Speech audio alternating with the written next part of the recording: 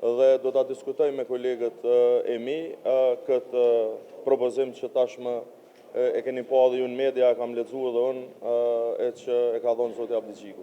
Po vazhdon abuzimi i të drejtës kushtetuese e cila i takon partisë së parë për ta propozuar një kandidat dhe në mungesë shumicës parlamentare për ta zgjedhur atë kandidat apo atë kandidate, lëvizja vetëvendose e ka marrur shtetin peng dhe po i mban konstruimin e institucioneve peng.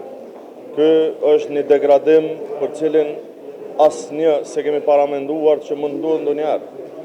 Ky është edhe dhunim i verdiktit qytetarëve të Republikës Kosovës, sepse pas nesër bëhen 3 muaj që i kemi mbajtur zgjedhjet dhe ato zgjedhje e kanë prodhuar këtë përbërje të kuvendit, e cila e ka për obligim që ta konstituoj kuvendin e Republikës Kosovës.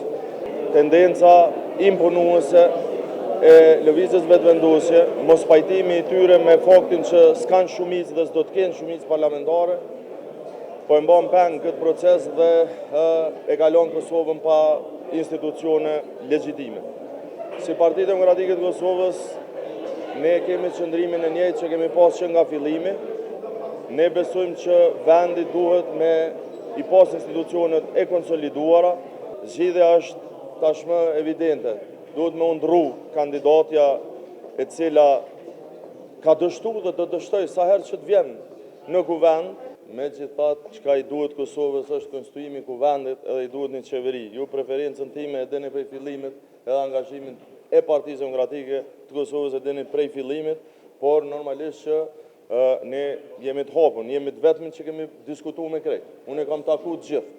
E kam taku bashkë se cilin lider. E kam taku edhe Albin Kurtin, sepse ne si PDK, kulturën tonë politike, kemi dialogun, jemi të jo dini që si komik asnjë takim e kam taku edhe Albin Kurtin, normalisht që kolegët e ish opozitës i takoj edhe ma lehtë edhe ma me dëshirë. Është të njëjtën pyetje nga pse s'po zhbllokoni.